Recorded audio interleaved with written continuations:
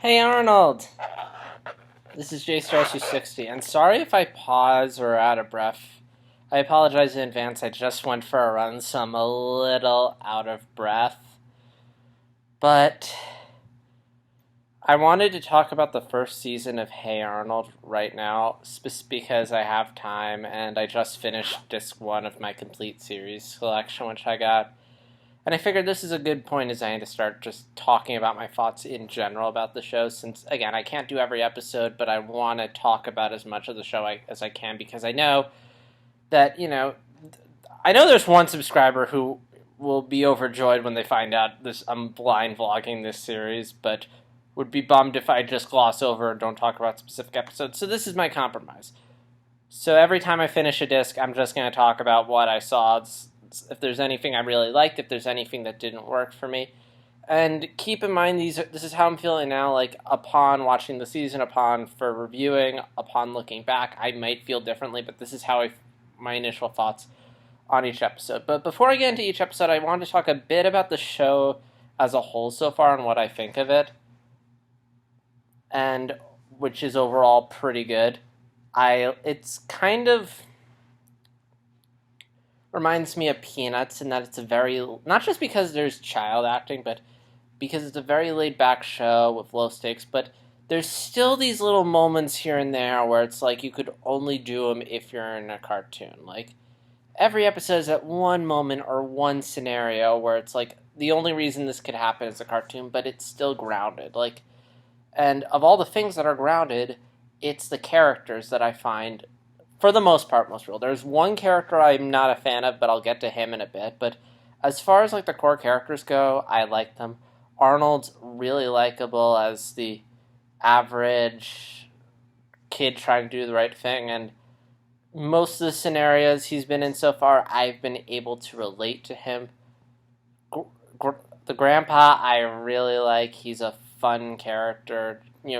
I like how he's not just the kooky grandpa. There's also the sympathetic side to him, such as the baseball episode, which I just saw. Which, by the way, if you're wondering, this one covers from Eugene's bike to the baseball, or the grandma. Like, on one end, she's this fun kooky grandma, which really came through in various episodes. But there's also, but she's also held back to the point where it's like, yeah, I mean, I know people like this. I know people who are this loud and outspoken. But if there was one character in particular that I thought is really, really likable, like, probably, like, my favorite character in the show so far, this could change, but as of right now, it has to be Helga. Because here's the thing. I mean, we already have our bully character in the form of that kid. I don't remember his name. I'm sure I'll learn it if he gets a, full-fledged episode. For now, we've just gotten him in small doses. But Helga's been the most interesting character because she's not just a bully for the sake of being a bully. Like, they very established in the first episode that, she has feelings for Arnold. And there's a part of her that doesn't want to admit it. There's a part of her that wants to deny it. And she denies that by hating Arnold. And again, I think it's really relatable. Like, sometimes we don't want to admit something, so we focus on the opposite emotion. And she's constantly treating Arnold terribly just so no one will suspect that she's secretly in love with him. And this really came through in 2 episodes of Hey Arnold. The Little Pink Book and Arnold's Hat. The Pink Book was a fun episode, and one I remember being based off the Flash game.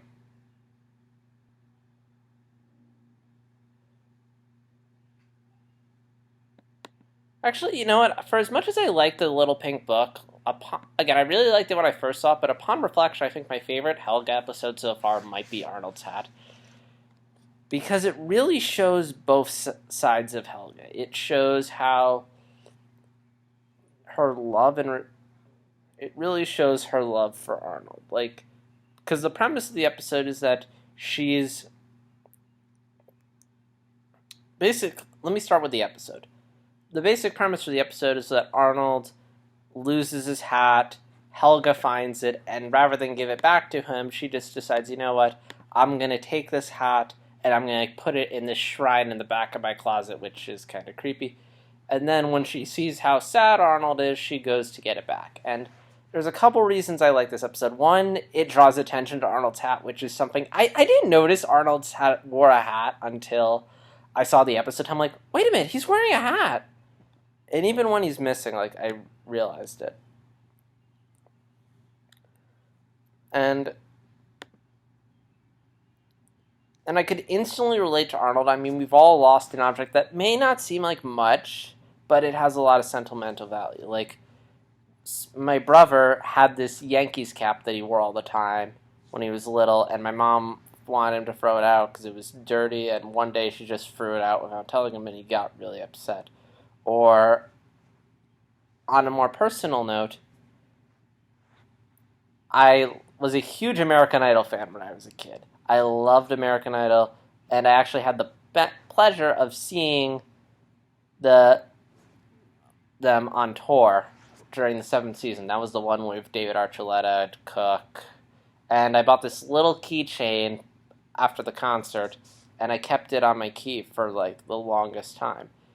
And eventually, you know, it was starting to fall apart, and one day it fell off. My mom saw it on the floor, and she just threw it out, and I got really upset. So I could relate to that. And we have that little flashback that shows Arnold's sentimental value, which is that his parents gave it to him, and because his parents, and I guess it's like the one thing he has to remind him of his family, which I know the show's going to get into his family at some point. Heck, I know that's the point of the finale, but for now it's just Arnold's parents gave him the hat out of the story. And, you know, when Arnold wakes up the next day and he doesn't have his hat, it really unbalances your life. Like, I know there's times where I've lost, like, my glasses or my favorite shirt or something, and you just go through life and it's just not the same. And Helga's also great. I mean, I talked before about these little moments that could only happen in a cartoon.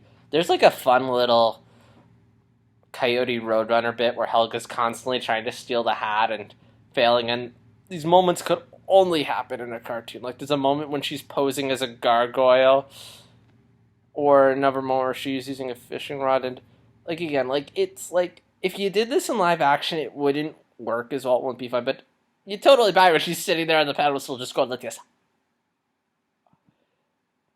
But what I also like about Helga is that, you know, she's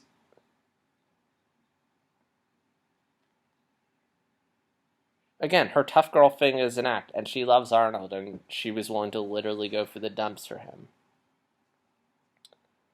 So that's Helga's my favorite character so far. The character I don't like so far has to be Gerald.